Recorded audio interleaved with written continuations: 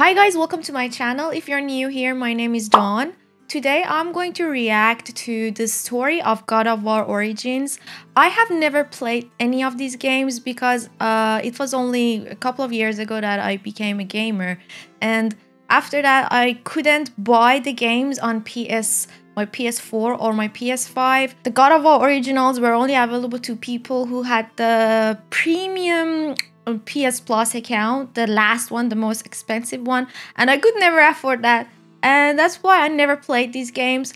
But I absolutely love God of War 2018, and after that I played God of War Ragnarok, and right now I'm in middle of God of War Ragnarok DLC Valhalla. It was in the previous episode of this DLC that I met with Helios, a god of sun, that I had no idea who he was, and it really struck me as that I want to know. I know that this DLC is about Kratos' past, and I have to know his past to be able to enjoy the DLC fully, you know? I just knew that he became a slave to a god of war called Ares, and he ended up killing his own wife and daughter. That's all I knew. But by watching this video, I'm going to know all the details that are important before continuing the DLC of God of War Ragnarok, because I want to know everything before going to his past, you know? So the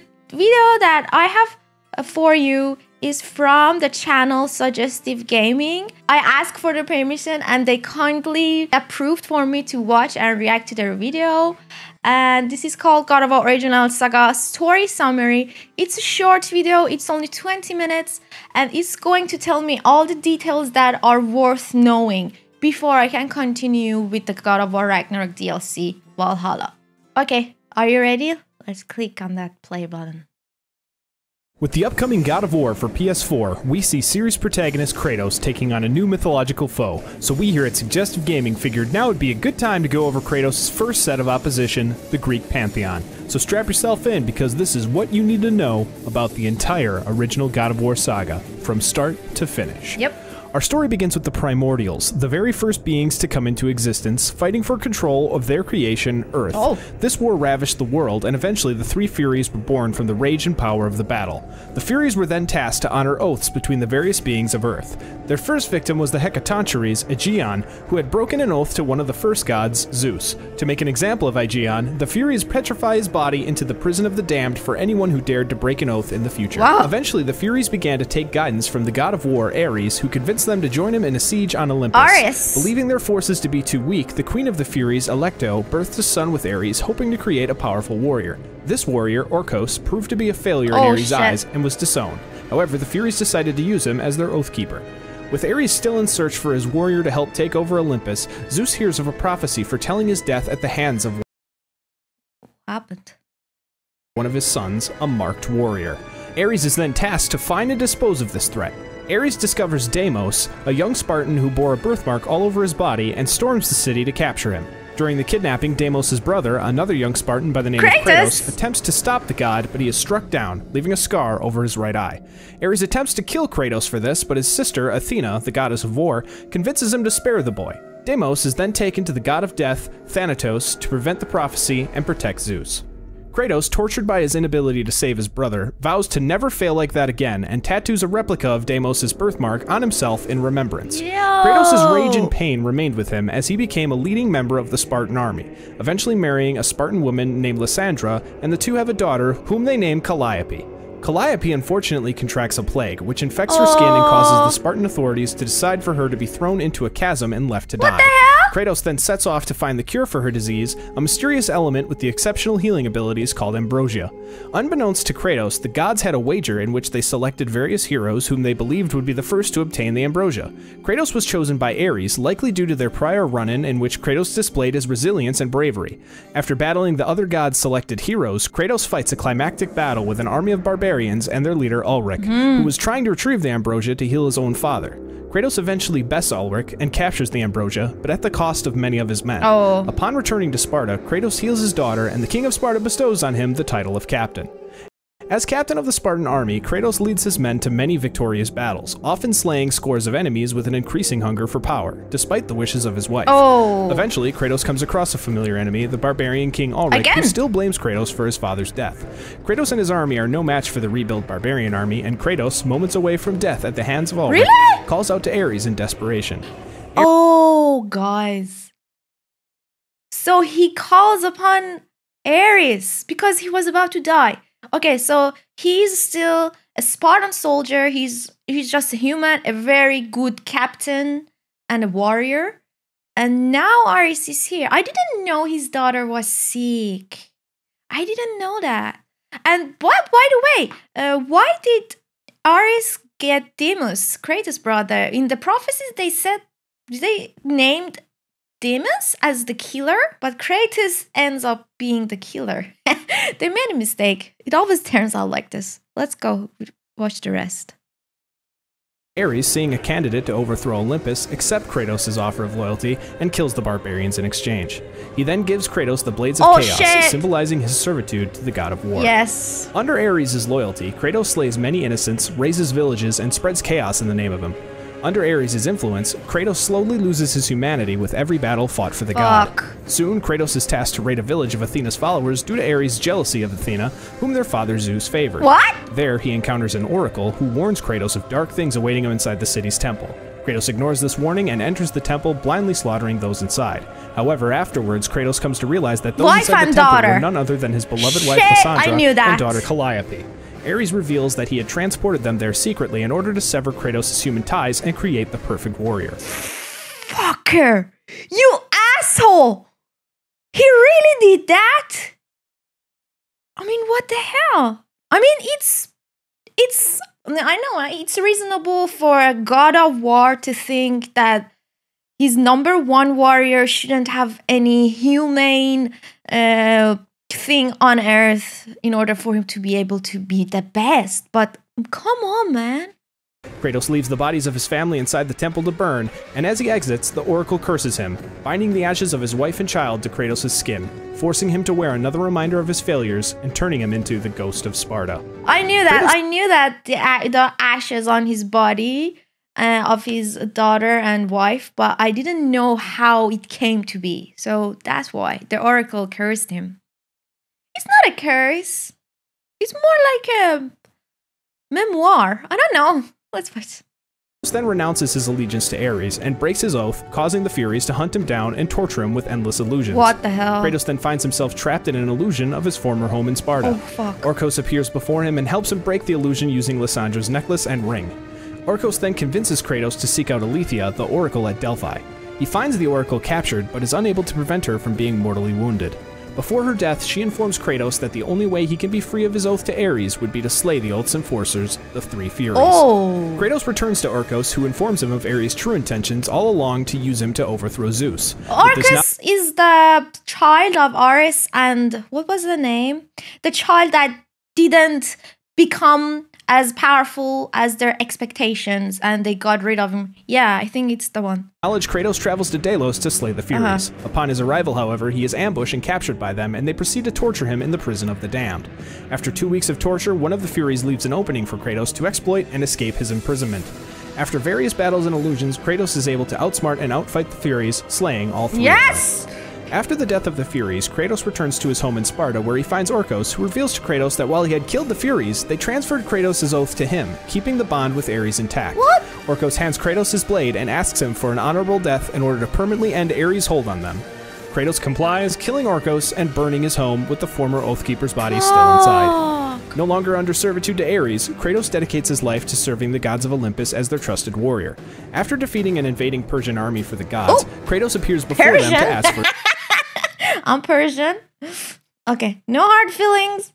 Just kidding, let's go. His next task. Suddenly, however, he sees the sun fall from the sky, enveloping the world in darkness. Kratos follows the last trace of light he can see to the temple of Helios. After speaking to Athena, Kratos concludes that Helios had been captured, allowing the god of dreams Morpheus to entrance other gods into a deep sleep, allowing him to take control of Greece. Inside the temple, Ios, Helios' sister, tasks Kratos to awaken her brother's fire steeds in order to find him. In return, she promises to relieve Kratos of his nightmares, which haunt him in the form of a melody his daughter used to play on her flute. He does this, and the steeds take him to Helios' location, the Underworld. There, he meets Charon, the ferryman on the river Styx, who ultimately denies Kratos passage, as it is not his time. Kratos engages him, but is knocked unconscious and thrown into Tartarus, the darkest depths of the underworld where the Titans had been chained by Zeus. Upon waking, Kratos witnesses Atlas's chains broken and the Titan missing. Kratos fights his way through Tartarus, eventually climbing out to confront Charon once again. After defeating him, Kratos uses his ferry to follow Helios' light down the river Styx to a temple. There, Kratos sees his daughter upon the shore. He follows her inside, but instead finds Persephone, the queen of the underworld. Persephone reveals to Kratos that he can meet his daughter once again, and she is now residing in the Elysium Fields. Persephone tells Kratos that to see his daughter, he must make a sacrifice, to give up all of his weapons and powers given to him by the gods. Kratos does this, transferring his powers into the Forsaken Tree, and regains his humanity. Really? He reunites with his daughter, but the reunion is interrupted by Persephone, who reveals her true intentions. What? She reveals that it was her who released Atlas, whom she tasked with destroying the pillar that holds the earth. She intends for this to kill everyone, including herself, to free her from her imprisonment by Hades as his wife. Oh. Kratos painfully makes the decision to give up his ability to see his daughter and regains his weapons from the tree. Doing this, he once again becomes the ghost of Sparta and, against his daughter's wishes, takes off to stop Persephone. Kratos finds the queen at the base of the pillar, and she carries him to the top. There, the two engage in a final battle. During this battle, Persephone attempts to confuse Kratos and convince him to return to Elysium to be with his daughter. Kratos resists this, however, and Persephone orders Atlas to take care of him. Atlas does not get this chance, however, as Kratos chains the Titan to the ceiling of the underworld and returns to Persephone, besting her in battle and killing her. Nice! Her body explodes, destroying the pillar and leaving Atlas as the only thing holding the world together. Atlas, though defeated, taunts Kratos as he remains a slave to the gods. Kratos accepts this fate, as he can only hope that serving the gods will cause them to one day free him from his nightmares. Damn. Atlas then predicts to Kratos that they will meet again before Kratos leaves to return Helios to the sky. Weak, and now knowing that his sins will never allow him to see his daughter again, Kratos falls from the chariot, landing on a cliff overlooking the Aegean Sea. Sometime after waking, Kratos is sent into the sea to kill a Hydra and return peace to the waters. After doing so, he is approached by Athena, who asks Kratos to save her city, Athens, from her brother Ares, whose army is currently advancing. Oh, Athena was the one that Ares was so jealous of. Kratos, seeing an opportunity to get revenge on Ares, agrees on the condition that the gods free him of his nightmares once and for all, as well as offer him a chance at redemption. Kratos enters Athens to find the town's oracle, who tells him that in order for a mortal to defeat a god, he must seek the power of Pandora's box, which is locked inside a temple constructed on the back of the Titan Kronos, who Zeus cursed to wander the desert of lost souls for eternity. Kratos makes his way to the temple, encountering a mysterious gravedigger on the way. Inside the temple, Kratos solves several puzzles in order to find Pandora's box. However, Ares senses this and throws a pillar from Athens, impaling Kratos and killing him. Ares then arrives and steals the box as Kratos dies and returns to the underworld. Oh fuck, he does! However, with help from the gravedigger, who refers to Kratos as my child, he is able to climb from Hades and return to Athens. There, he opens Pandora's box and gains the power to confront Ares. After a battle, Ares tortures Kratos by forcing him to relive his family's death at his hands. Oh my god. Kratos resists this, however, and Ares is forced to strip the Blades of Chaos from Kratos' arms and kills the illusions of his family in front of him. Freed from the illusion, Kratos finds a nearby sword being used as an ornamental bridge and uses it to kill the god of war. Nice! The gods praise Kratos for killing the rebelling Ares. Kratos then asks Athena to finally free him of his nightmares. Athena then finally reveals to Kratos that while she can forgive his sins, his nightmares will stay with him forever. Kratos, feeling abandoned by the gods, climbs back to the cliffs overlooking the Aegean Sea, and feeling death as his only escape, throws himself off. What the hell, Kratos? However, Athena stops him at the bottom, claiming that there is now an empty throne upon Olympus. He becomes the Kratos god then of enters a portal war! and claims his throne as the new god of war. Still haunted by his memories, Kratos decides to explore his past against Athena's wishes. He makes his way to the Temple of Poseidon in Atlantis. Poseidon attempts to stop Kratos, but he defeats his defenses and reaches the city. There, Kratos finds, much to his surprise, his mother, Callisto, dying on the ground. She reveals to him that his father is the one who brought her there, and that his brother Deimos is still alive but does not have much time. Before dying, she tells Kratos to seek out his brother in Sparta. Kratos then departs Atlantis, but not before encountering the Titan Thera, whom he frees, destroying the city in a flood. Kratos returns to Sparta, but on his way encounters and kills Thanatos' daughter, Erinyes. Upon his arrival to the city, he is praised by its inhabitants, led by a young Spartan who gives Kratos his arms from when he was the commander of the Spartan army. Kratos goes to the Temple of Ares, and after encountering a spirit-like vision of his younger self, he learns that he must return to Atlantis to find Death's domain. Upon returning, however, Kratos is stopped by a statue of Poseidon, inhabited by the god, who warns him that he will pay for sinking the kingdom of Atlantis. Kratos avoids the statue and makes his way through the ruins of the city, eventually coming across the Gravedigger once again, who cryptically warns Kratos not to alienate the gods. Kratos then finds the gateway to Death's Domain. Inside, Kratos finds and frees his brother, who becomes enraged at him for seemingly forgetting about him for all this time. Thanatos arrives and intervenes, capturing Deimos and bringing him to the same cliff Kratos attempted to kill himself from. Kratos saves his brother and the two reconcile.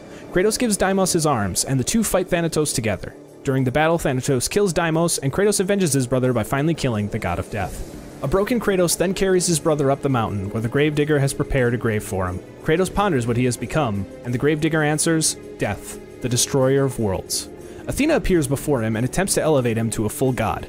Kratos stops her, however, and returns to Olympus, claiming that the gods will pay for what they have done to Kratos and his family.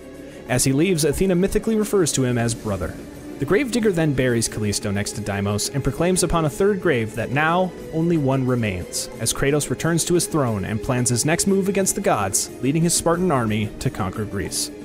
After launching this attack, Athena pleads with Kratos to stop. He claims to owe her nothing and turns his back on her to assist his army in the town of Rhodes. There, he spots an eagle whom he believes— Town of Rhodes? Are we in Red Dead Redemption now? Athena was trying to make him into a full god, but he didn't allow her to do so. An eagle who believes to be Athena in disguise. Okay. Believes to be Athena in disguise, whom robs him of his godly abilities, and instead infuses them into the Colossus of Rhodes, who comes to life and tries to kill Kratos. Zeus arrives and offers Kratos the Blade of Olympus, which he once used to win the great war between the gods and the Titans. Zeus urges Kratos to infuse the blades with his remaining godly powers, which renders him mortal once again, but allows him to destroy the Colossus from the inside. Upon doing this, however, Kratos is crushed by the Colossus' severed hand. Determining that he must retrieve the Blade of Olympus to get his immortality back, he slowly makes his way over to it, only to be stopped by Zeus, who reveals himself to be the eagle that stole Kratos' power, in an attempt to kill him to stop him from overthrowing Zeus as he did with Ares. Zeus then stabs Kratos, killing him. While he is being dragged into the underworld once more, the mother of the Titans, Gaia, saves him and reveals that Kronos, Zeus's father, ate all of his children in an attempt to stop the prophecy that he would die at the hands of one of his sons. Zeus's mother, however, hid him on an island that was actually Gaia. Gaia raised the boy, but he grew vengeful and eventually sought to defeat the Titans, which he did by using the Blade of Olympus. Gaia offers to help Kratos exact revenge on the king of Olympus. Gaia gives Kratos the magical horse Pegasus, and he escapes the underworld to find the Sisters of Fate in order to change his past and kill Zeus. Kratos flies to the island of— Wait, I have to go back a little. Let me— Okay. As he did with Ares. Zeus then stabs Kratos, killing him. While he is being dragged into the underworld once more, the mother of the Titans, Gaia, saves him and reveals that Kronos, Zeus's father, ate all of his children in an attempt to stop the prophecy that he would die at the hands of one of his sons. Okay, so Zeus' father ate all of his children except Zeus, but because Zeus' mother saved him. Okay, Zeus' mother, however, hid him on an island that was actually Gaia. Gaia was the island? Zeus's mother, however, hid him on an island that was actually Gaia. Gaia raised the boy, but he grew vengeful and eventually sought to defeat the Titans, which he did by using the Blade of Olympus. Gaia offers to help Kratos exact revenge on the king of Olympus. What? Gaia gives Kratos the magical horse Pegasus, and he escapes the underworld to find the Sisters of Fate in order to change his past and kill Zeus. Kratos flies to the island of creation, and after besting several powerful foes, including a risen Ulrich, he comes across Icarus, whom he strips of his wings, plummeting below the earth and landing upon Atlas. Originally refusing to help Kratos, still holding begrudgment over his imprisonment at the Spartans' hands, Atlas is eventually persuaded to help him kill Zeus. Atlas helps Kratos return to the surface, where he awakens the Phoenix and flies to the Temple of the Fates to meet the sisters.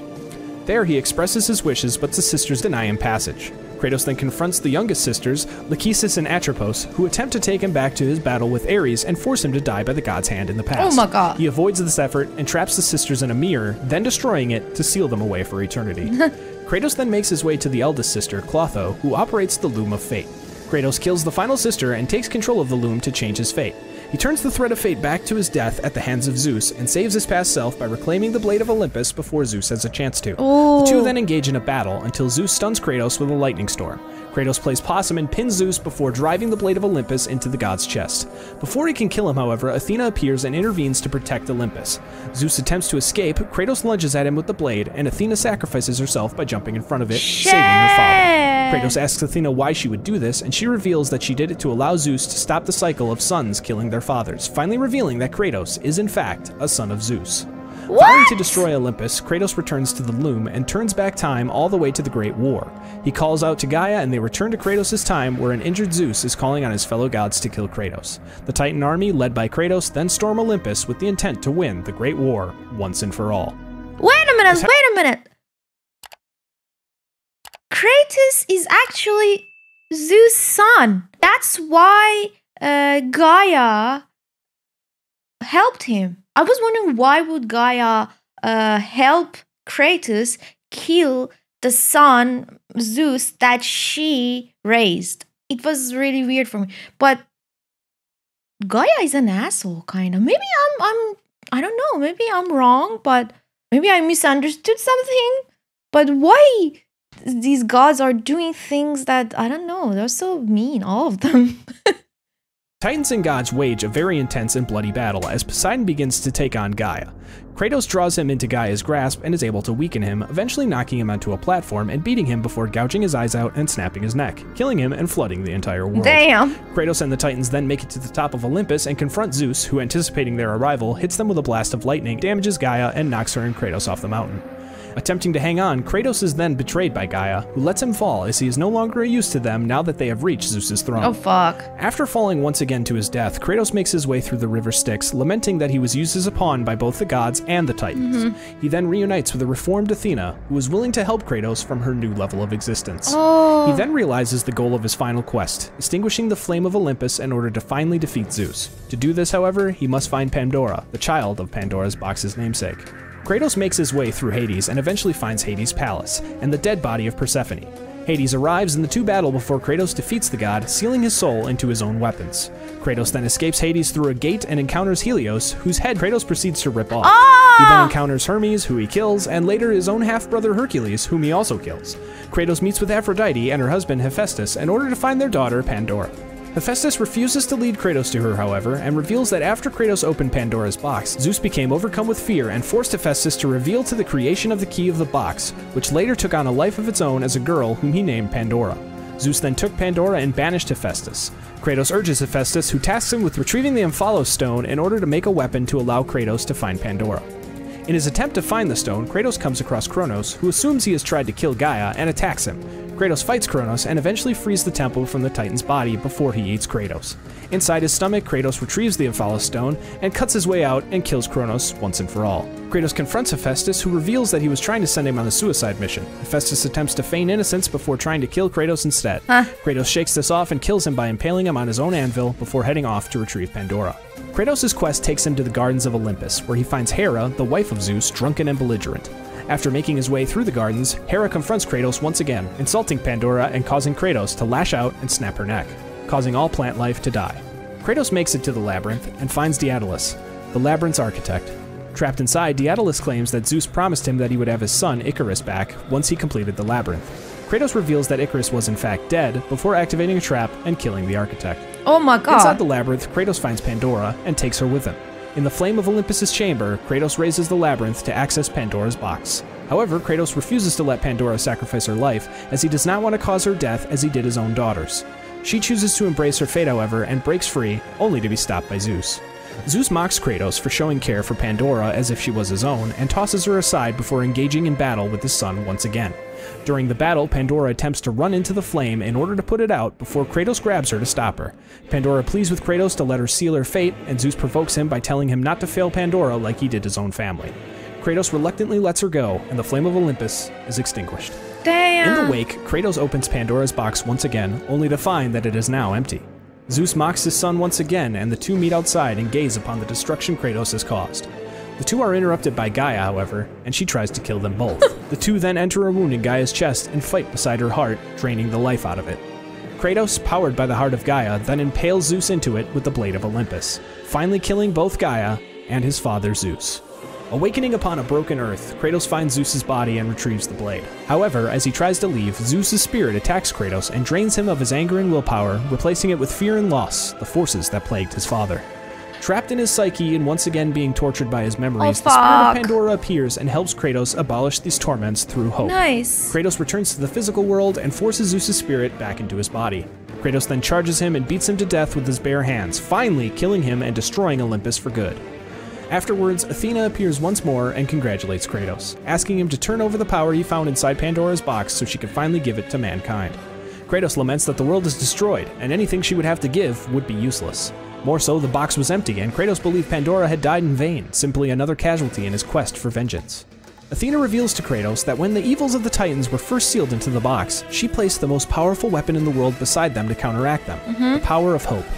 Athena had initially believed that when Kratos opened the box for the first time, all of its evils had transferred unto him, and hope was lost, when in actuality the evils went to the gods on Olympus and hope was buried deep in Kratos under his pains. Only upon forgiving himself was the power able to release inside of him. Kratos, realizing he has nothing left to live for, impales himself with the blade of Olympus, freeing the power of hope into the mortal world. Athena is angered by this and tells Kratos that she is disappointed, to which he responds with a final laugh before she removes the blade, leaving him to die. Sometime later, we see the mural where Kratos' body once was, now abandoned, with nothing but a trail of blood leading to the Great Sea that now enveloped the world.